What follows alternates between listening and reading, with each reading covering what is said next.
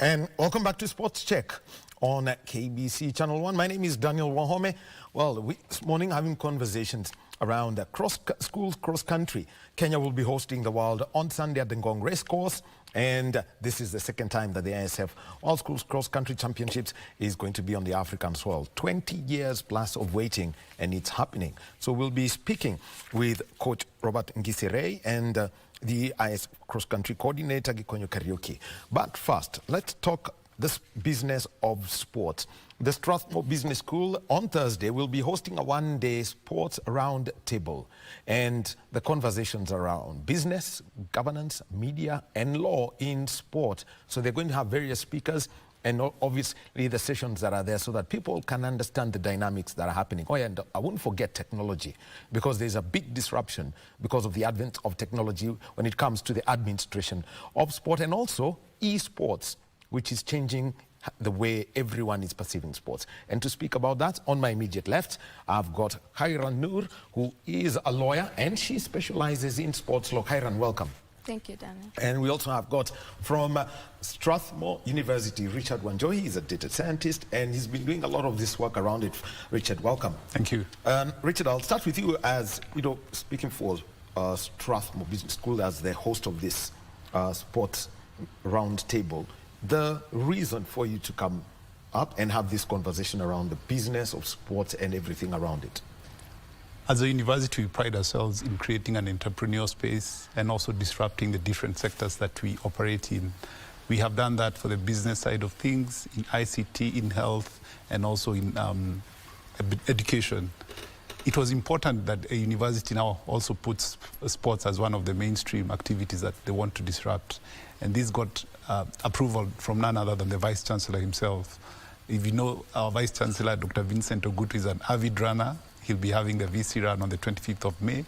And as part of that conversation, he told us to have this roundtable to have everyone in the sports ecosystem to discuss what are the issues that are affecting sports, what are the disruptions that you've just stated that are happening, what are the areas that we can help develop, either on the business side of things, mainstreaming data, use of technology, and also just providing an enabling environment for anyone who wants to be in that space.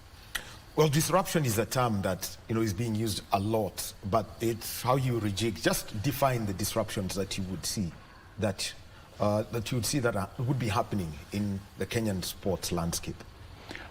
Let me start with the player or athlete perspective.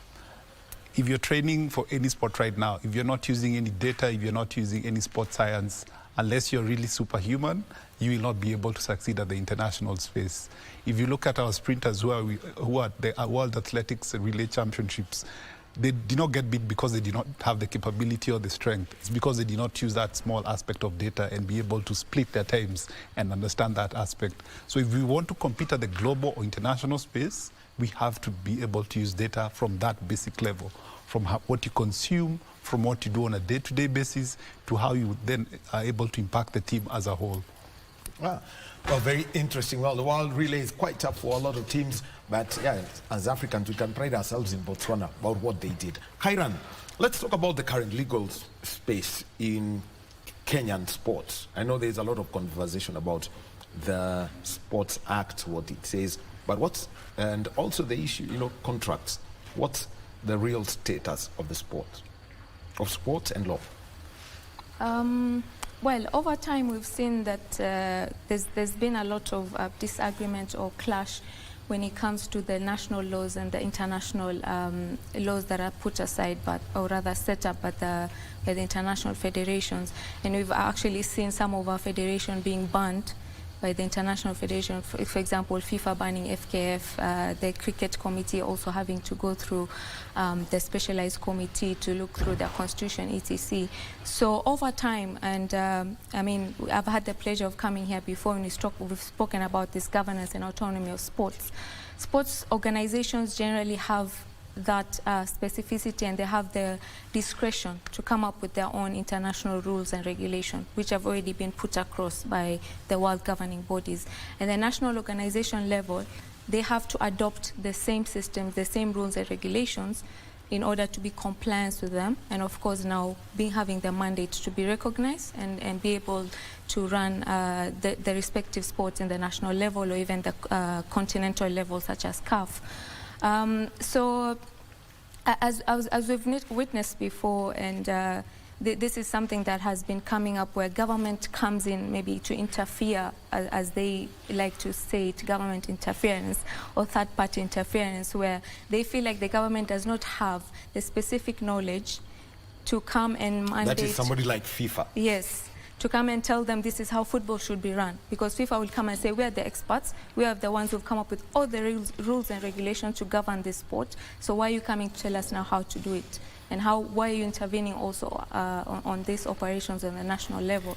So it's been a wrangle, and I think it's a tug of war that I hope with time we're going to be able to rectify that, with the hope that and this is what I always say, where government and international federations come together on the table and come up with, say, a bargaining agreement where say, this is how far you can come and regulate, and this is how far we can come and regulate, and we work in harmony in that space. Now let's just take a look at the Sports Act and the international the regulations from international federations. Yeah. How do we balance this out such that administratively federations can actually set up things rather than feel constrained in terms of geography and things like that? Yeah. For me, in my opinion, I think it's paramount to, again, as a sports lawyer, we let the sports people run their sports. But then again, when it comes to issues that would, say, inherently contravene national laws or public policy or make it illegal, then that's where we can say, okay, this needs something needs to be done in this space. But then again, we have to allow the sports federation to come up with their own rules and regulation, internal framework on how to govern themselves and operate, manage the public funds, etc. But then again, if you look at it, if you're in a country that also has their own national laws, we're talking about, for example, leadership. The Article 10 of the Constitution already sets out how a leader in public office should be in terms of integrity, should be accountable, should be transparent, should be, just hold high levels of integrity. If some of these things are then seen not to be done, then the government has, I would say, the interest to come and overlook this, because again, also the government funds sports in Kenya, so you cannot just say, we'll give you the money, you do what you want, and no one comes in to question how you do it or run your office. Maybe to add something on the same, sports does not exist in isolation. And the same remains for each discipline. Rugby has its own international body that either funds the local outfits and vice versa. You might need guidance on some certain aspect, either its participation, on the rules that govern the sport, on whatever then ascribes to that particular sports discipline. So you have to abide by certain rules and laws and regulations. So as a national body, then you have to keep checking on what's happening at the international level. Case at hand, Athletics Kenya used to be Kenya AAA, but because World Athletics renamed itself from IAAF and became World Athletics, we also had to rename ourselves and become Athletics Kenya. And the same remains for these other... Actually, swimming had to rename themselves to Aquatics Kenya. Aquatics. Because they changed from FINA to World Aquatics. Yeah. Precisely. So you have to keep to the international standards because you're also competing at an international level. And if we are going to do that, then we have to benchmark with the best of the best. Let's maybe move just, on. Yes. Maybe just to add also, again, sports is a worldwide phenomenon. It's a worldwide event. But then again, if you look at different countries, we have different cultures, we have different socio-economic space.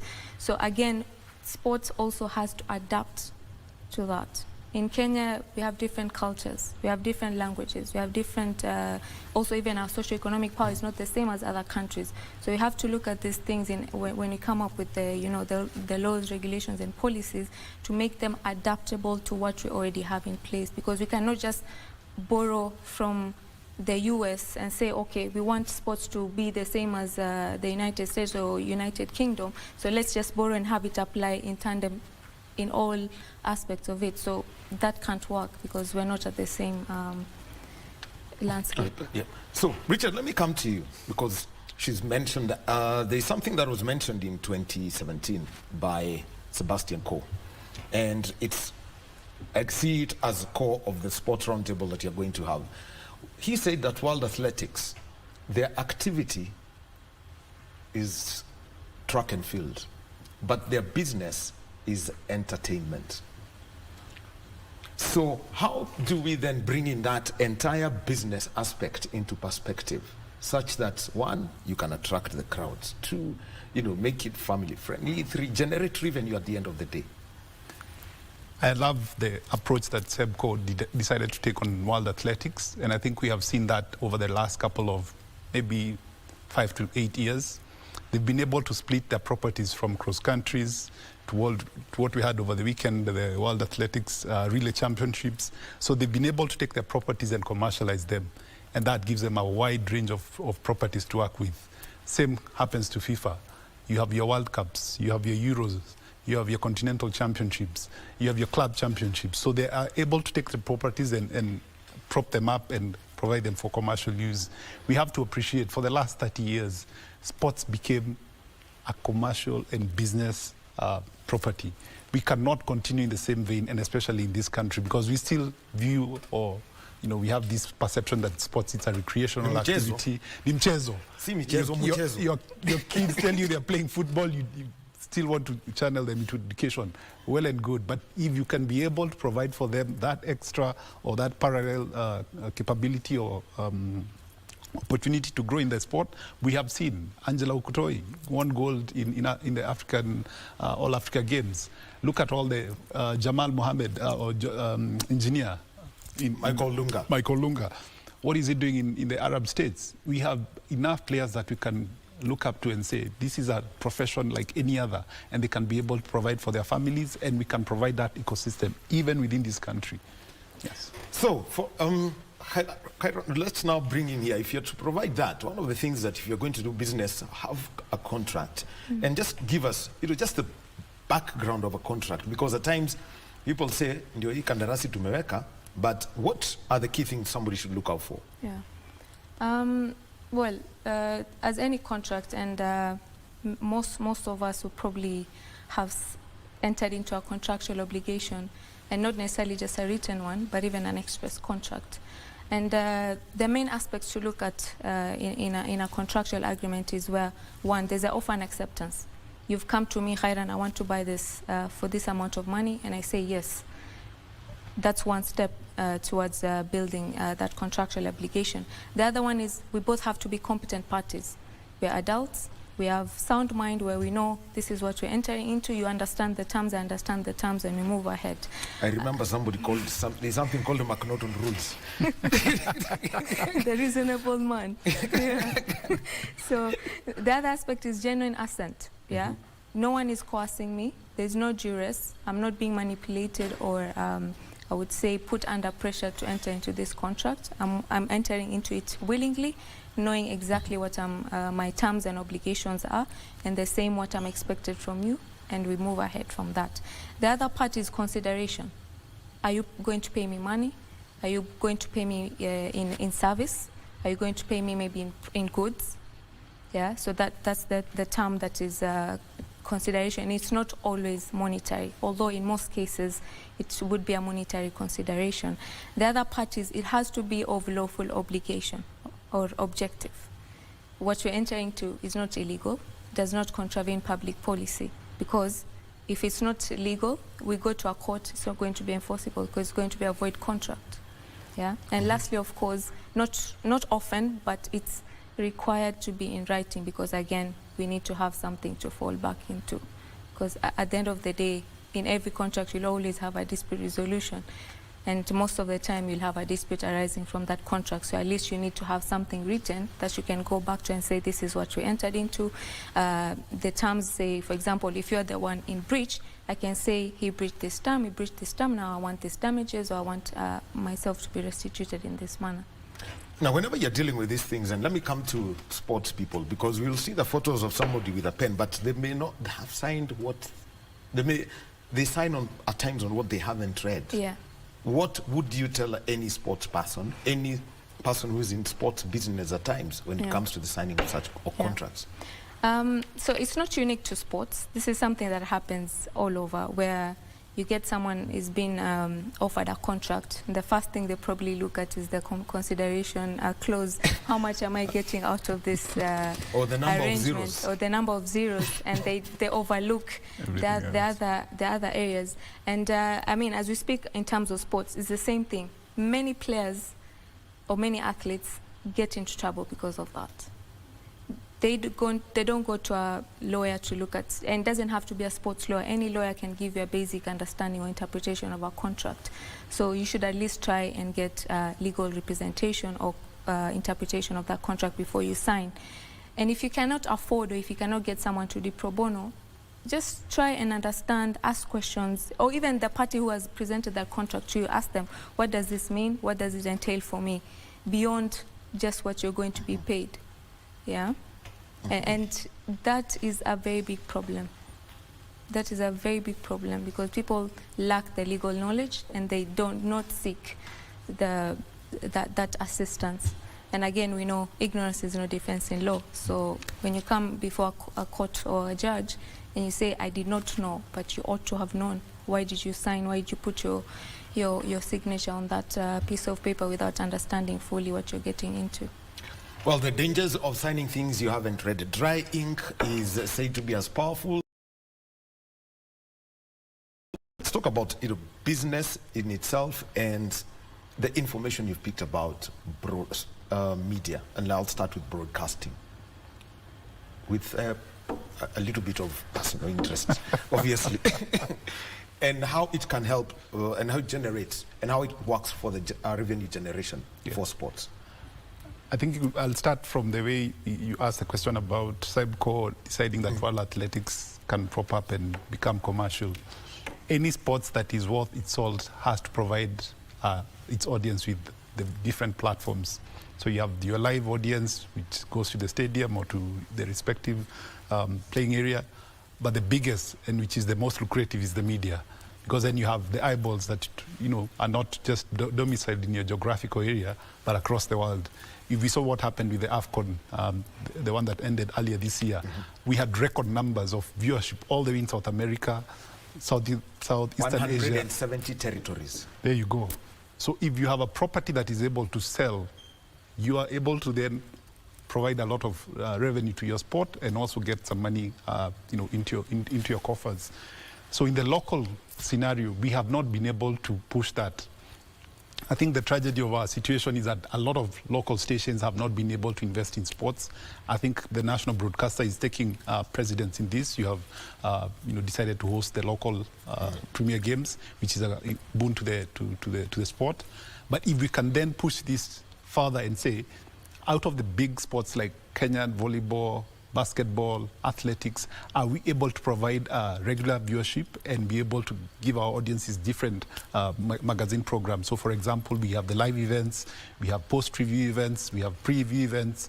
That will give our appetites to be able to view these shows. And that then also gives an opportunity to advertising companies and commercial interest to come into the game. Let me come in this, because this is Strathmore Business School. You'd have some real form. What kind of information do you have when it comes to why at times getting a commercial partner, even for broadcast, will be difficult? So is it the governance, or is it the so-called GDP manenos? So this is part of the reason that we're having this roundtable.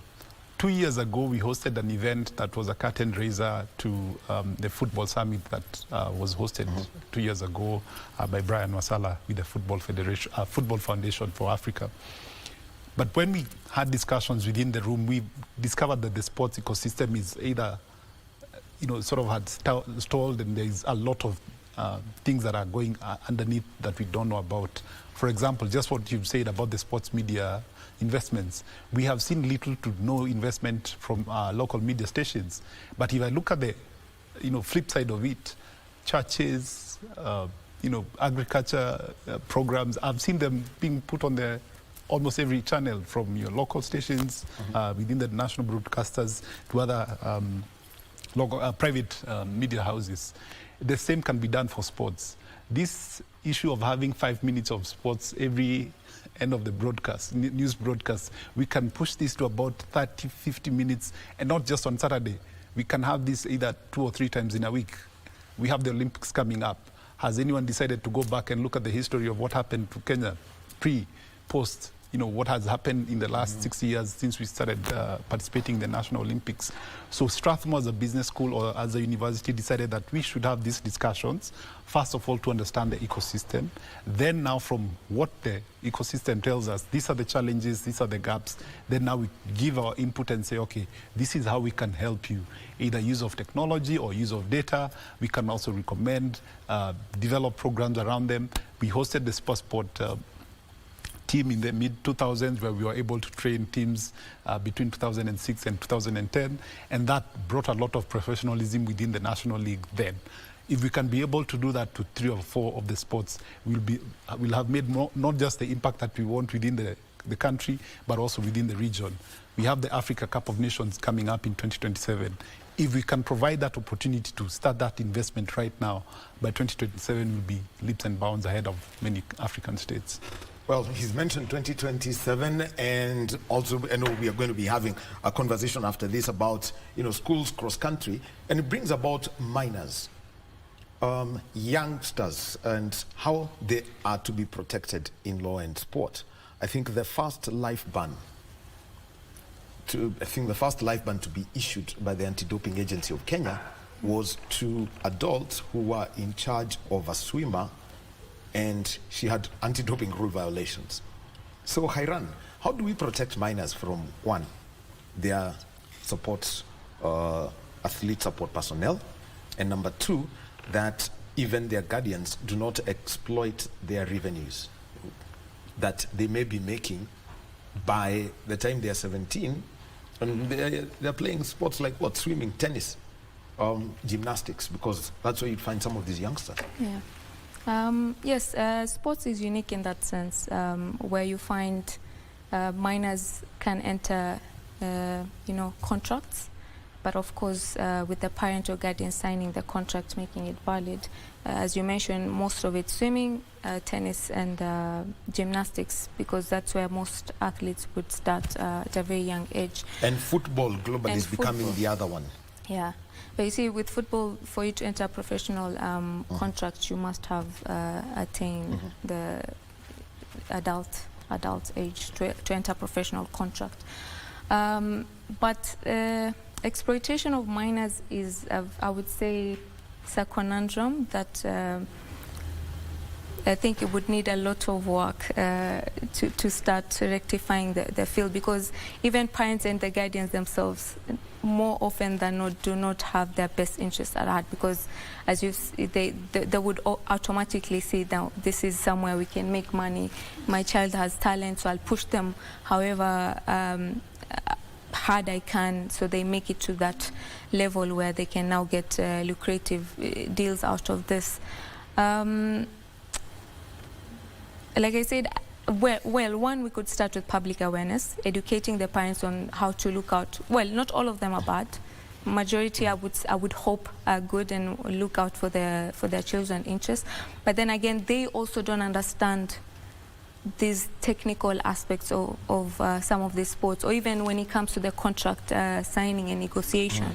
Yeah. So for you to be able to at least have that power, or at least have that upper hand, always try and look out in terms of where are the liabilities, where are the loopholes, because again, I should have mentioned this earlier, most of these organizations, companies, even clubs, when they give you that contract, they have internal and external experts who've already looked through possibly all the avenues that they could face liabilities from, all the illegal loopholes that they could fall, trap in.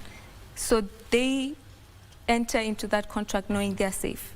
What about you, on the other hand? Yeah, so if you're not in a position to question, if you're not in a position to say, okay, this doesn't work, how can we make sure, you know, their rights and interests are safeguarded in this place? They have the education, of course, they have the rest, the time. When you talk about minors, again, one of the issues I would always want to reiterate on is the safeguarding of minors when it comes to exploitation, harassment, abuse, especially sexual abuse. Yeah, and not just girls, but boys as well, because they're vulnerable groups and they fall in that criteria where they're easily exploited. And we have coaches, we have managers, we have, you know, their doctors who can easily just, you know, want to harm them in different ways, not just physically, but even emotionally and mentally. Oh. Yeah. Now, the other one that I want to talk about is the protection of the rights of athletes. Yeah. Name, image, and likeness. How is that done? For name, image, and likeness, again, you have to look at the intellectual property right, because as I speak today, I cannot say I have that power. Yeah, for an athlete to have reached that level, they have that, I would say, celebrity status for them to back it up with a monetary consideration. They say, for you to use my image, for you to use my name, either in advertisement or pushing for your goods and services, you have to pay me this amount of money. So again, those are the things that would come in a contractual agreement when negotiating either with a corporate or either a TV station or a company that is pushing for product advertisement. So these are some of the things that an agent or a lawyer then would come in to negotiate on behalf of the athlete, or even if they have a manager in place, these are things they would look out for them. Richard, let me come in and talk about something that's happening. Technology. And I'm going to say, when it comes to tech, it's on two platforms. The media side of it and esports. What's the outlook for these two from the information that you may have picked? So we've seen an explosion of use of technology. I think post-pandemic, because of the way technology was adopted first in our lives, use of virtual classes, virtual meetings, virtual almost learning as well, that gave an explosion to the esports sector, and especially in Kenya or this part of the world. We have seen, and I come from an institution where you're meeting impressionable young people. If they're not in class, they're either on their laptops. If they're not on their laptops, then the next thing is they're on FIFA, playing with their friends. So we have seen an explosion of esports within the space. And what then that means is that we cannot afford to push this segment of the market and tell them that they cannot engage in this side of sports. Is finding a way that they can be able to do it, but do it productively. If they're doing it maybe 1 or 2 hours in a day, that's well and good. If they're going to get commercial payments out of this, we have players who are being endorsed and they have gotten contracts to participate in tournaments, both local and international. Why not? Because then they are able to provide an income and get something out of it. On the flip side of use of technology, we have, let me give the example of the institution. In each of the team sports that we're currently participating in, rugby, football, basketball is the next one. We collect data right from the training pitch. So the coaches... And there's hockey too. And there is hockey. So the coaches are able to look at the players and be able to test them from that aspect. They can be able to understand this player has participated in 5 or 6 training sessions within the week. This is the level of output that I expect from them over the weekend. And then using that same data, you're able to look at your opponents and say, okay, this is where, and I'll give you a good example. Our football team, our soccer team used to have very tall players, but our weakest point used to be the defense of the set pieces. So when the coach looked at what is wrong, because you have your tall players, but they're not able to defend the set pieces. So using that data, he was able to rectify that, and they became one of the best teams, especially in defending set pieces. So that is something that we have said. First, as an institution, we are already practicing, but then now we want to impact that in the local and national game. Okay. Well, so, Hayran, final word as we close and transition. So I'll give each of you 30 seconds as we close. What is the most important thing? What's the next big thing to look out for as far as law and sport is concerned? Well, that's a wide net.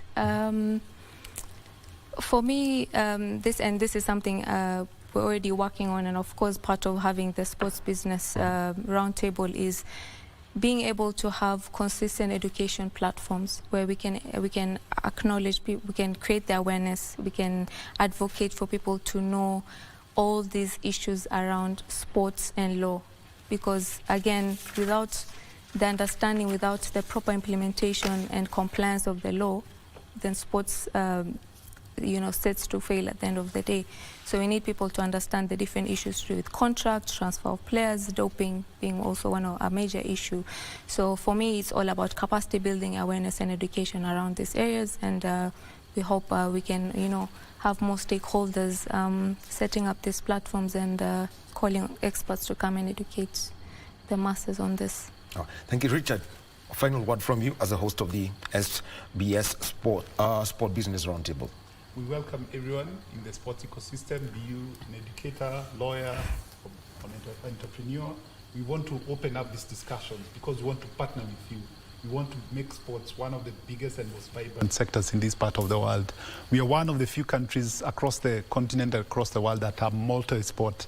Anything from canoeing to rowing to now fencing and your traditional sports, athletics, football, volleyball.